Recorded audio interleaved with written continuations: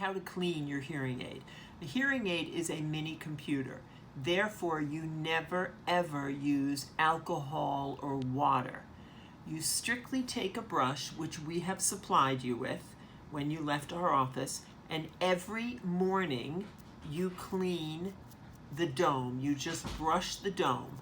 You do this in the morning because wax dries overnight, and in the morning it will be like powder and it will be much easier to clean. This should be done every day or every other day, preferably every day.